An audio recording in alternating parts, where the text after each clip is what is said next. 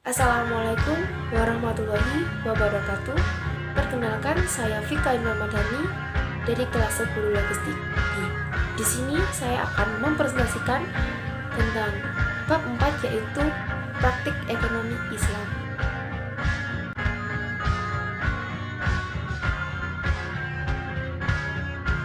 Sebelumnya kita akan membahas tentang pengertian ekonomi. Apa sih ekonomi itu? Ekonomi atau perekonomian adalah serangkai besar kegiatan produksi dan konsumsi yang saling terkait yang membantu dalam menentukan bagaimana sumber daya yang langka dialokasikan. Sebagai pelaku ekonomi, kaum muslim jarang memakan harta riba, sebab orang yang memakan harta riba bagaimana orang yang berjalan sepoyong keseimbangan antara lahir dan batinnya. Sekarang kita akan membahas yang pertama, yaitu asuransi syariah. Apa sih asuransi syariah itu? Asuransi syariah adalah kumpulan perjanjian antar pemegang polis dengan perusahaan asuransi syariah dalam rangka pengolahan kontribusi berdasarkan prinsip syariah guna saling tolong-menolong dan melindungi. Asuransi syariah juga dikenal dengan asuransi takaful, berasal dari bahasa Arab dari kata awal yang artinya saling menanggung atau menanggung bersama.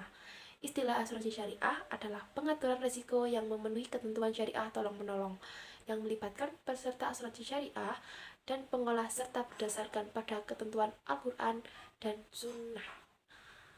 Adapun macam-macam unsur, yaitu yang pertama pihak tertanggung, yang kedua pihak penanggung, yang ketiga akad atau perjanjian asuransi, yang keempat pembayaran iuran, yang kelima kerugian, kerusakan atau dan kehilangan, yang keenam peristiwa yang tidak bisa diprediksi. Sekarang kita akan membahas tentang tujuan asuransi syariah. Kira-kira apa sih tujuan asuransi syariah itu? Tujuan asuransi syariah yaitu untuk melindungi peserta asuransi dan kemungkinan terjadinya resiko yang tidak bisa diprediksi. Dalam hal ini, perusahaan jasa asuransi adalah perusahaan yang menjalankan amanah yang dipercayakan oleh peserta asuransi syariah untuk mengolah amanat dalam rangka membantu meringankan musibah yang dialami peserta. Adapun hadis dari Abu Hurairah, yaitu An Abi Hurairah radhiyallahu anhu minal nabiyyi sallallahu alaihi wasallam qala man nafasa an mu'minin karbatan min duyal nafsallahu anhu kurbatan minna kurabi yaumil qiyamah wa may yusarra alaihi musyirin yasrallahu alaihim fit dunya wal akhirah, yang artinya diriwayatkan dari Abu Hurairah, Nabi Muhammad SAW bersabda, barang siapa yang menghilangkan kesulitan duniawi seorang mukmin, maka Allah akan menghilangkan kesulitan pada hari kiamat. Sedangkan barang siapa yang mempermudah kesulitan seseorang, maka Allah SWT akan mempermudah urusan di dunia dan di akhirat. Masya Allah. Selanjutnya kita akan membahas tentang hukum asuransi syariah yang menurut para fuqaha. Yang pertama, haram adanya aspek riba dan horor baik asuransi konvensional maupun asuransi syariah. Yang kedua, haram asuransi jari, asuransi yang bersifat komersial terhadap praktik riba dan horor. Yang ketiga, mubah profit oriented asuransi ta'awuni atau tabaru bertujuan sosial dan landasannya adalah tolong menolong. Yang keempat, mubah tidak ditemukan dalil yang melarang praktik asuransi sehingga golongan ulama fikih memperbolehkan asuransi karena berpegangan pada kaidah. Selanjutnya kita akan membahas tentang hukum asuransi syariah yang ada di Indonesia, yaitu negara kita. Asuransi syariah ini secara sah diperbolehkan dalam sejarah agama Islam yang diantaranya mengatur tentang prinsip umum dan akad. Asuransi syariah ini mengatur tidak hanya asuransi konvensional, namun juga mengatur tentang tata kelola asuransi syariah dengan sangat jelas dan terperinci. Sekarang rukun, syarat, dan larangan asuransi syariah. Imam Hanafi menyebutkan bahwa rukun asuransi hanya terdiri dari ijab dan kabul, sedangkan menurut ulama fikih, asuransi terdiri dari 4, yaitu kafil, makfulah, makful anhu, dan makful bi. Sekarang kita akan membahas yang kedua, yaitu tentang perbankan syariah. Apa sih bank syariah itu? Bank syariah merupakan lembaga keuangan yang menjamin bahwa seluruh investasi yang dilakukan baik berupa produk maupun kegiatan menghitung investasi dari masyarakat telah sesuai dengan prinsip-prinsip syariah. Kegiatan bank syariah ini antara lain menghimpun dana dari masyarakat, menekan dana kepada masyarakat, dan produk layanan jasa kepada masyarakat. Nah, selanjutnya kegiatan dan usaha bank syariah. Yang pertama, menghimpun dana. Ada dua macam, yaitu penghimpunan dana dengan wadidah yang merupakan titipan dari satu pihak ke pihak lain baik sebagai individu maupun atas nama badan hukum yang harus dijaga dan dikembalikan oleh penerima titipan kapanpun pihak yang menitipkan hendak mengembalikannya. Wadidah terdiri dari dua macam, yaitu wadidah yad amanah dan wadidah yad amanah. Yang kedua, penghimpunan dana dengan madrabah yang merupakan perjanjian kerjasama atas sebuah usaha di mana pihak pertama bertindak sebagai penyediaan dana dan pihak kedua bertanggung jawab untuk mengolah usaha. Madrabah terbagi menjadi tiga macam, yaitu madrabah mutalqah, madrabah muqayyadah, serta madrabah mushtarakah. Nah, yang kedua dari kegiatan usaha bank syariah yaitu penyaluran dana.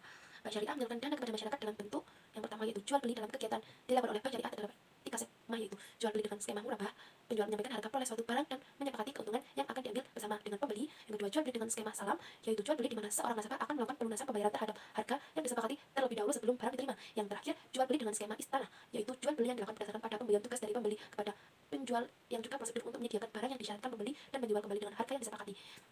Yang kedua yaitu investasi yang dilakukan oleh banyak bank dengan skema yaitu mutarabah, yaitu persetujuan kerjasama antar modal dengan pekerjaan yang mendapatkan keuntungan dilakukan bagi hasil. Jika rugi maka hanya ditanggung oleh pemilik modal. Sedangkan musyarakah, perjanjian kerjasama antar dua pihak atau lebih yang menjalankan sebuah usaha dan memiliki keuntungan yang dibagi berdasarkan presentasi yang ditanamkan, dan jika rugi ditanggung bersama secara proporsional. Yang ketiga yaitu sewa menyewa. Kegiatan sewa menyewa di bank syariah memiliki dua skema, yaitu ijarah yang merupakan perpindahan hak pakai suatu barang atau jasa dalam waktu tersebut dengan cara pembayaran sewa atau upah. Yang kedua, ijarah mumtahiyah milk yang merupakan kombinasi antara sewa menyewa, jual beli, dan hibah di mana pihak menyewa berjanji akan menjual barang yang disewakan. Sekarang yang terakhir dalam kegiatan usaha bank syariah. Nah, yang dibagi menjadi 4 bagian, yaitu wakalah, yaitu serah terima dari seseorang kepada orang lain untuk mengerjakan sesuatu yang tidak dapat ia lakukan. Yang kedua, hawalah, yaitu transaksi yang ditimbulkan karena salah satu pihak memindah tagihan uang seorang kepada orang lain yang menanggungnya. Yang ketiga, hafalah, yaitu pemberian jaminan yang dilakukan oleh pihak utama kepada pihak kedua, di mana pihak pertama bertanggung jawab kembali atas pembayaran suatu barang yang menjadi hak pihak kedua. Yang terakhir, ran, yaitu menahan harta nasabah sebagai jaminan tambahan pada pinjaman yang diberikan. Sekarang kita akan bahas yaitu koperasi syariah. Apa sih koperasi syariah itu? Koperasi syariah merupakan badan usaha yang beranggotakan orang atau badan hukum koperasi dengan melandaskan kegiatannya berdasarkan prinsip syariah sekaligus sebagai gerakan ekonomi kerakyatan dengan prinsip kekeluargaan. Adapun jenis-jenisnya antara lain, yang pertama penghimpunan dana yang terdiri dari macam yaitu simpanan pokok, wajib, sukarela, investasi dari pihak lain. Yang kedua, penyaluran dana. Yang ketiga, investasi atau kerjasama. Yang keempat, jual beli yang terdiri dari bai al-mudarobah, yaitu jual beli yang dilakukan secara transparan akan menyampaikan harga peroleh barang yang sedang diperjualbelikan kepada pembeli. Yang kedua, bai al-istana, yaitu jual beli yang dilakukan oleh tiga pihak dengan sistem pembayaran tunai maupun diangsur. Dan yang kelima tadi, pelayanan jasa yang terdiri dari sewa, menyewa, dan penitipan. Selanjutnya yang keenam, penggalian utang. Ketujuh, penggadaian syariah. Kedelapan, pendelegasian mandat. Yang kesembilan, penjaminan. Yang kesepuluh, pinjaman. Nah, itu tadi penjelasan dari saya. Bila ada salah kata, mohon dimaafkan karena kesempurnaan hanya milik Tuhan. Saya Vika Ainul Ramadhani, pamit undur diri. Wassalamualaikum warahmatullahi wabarakatuh.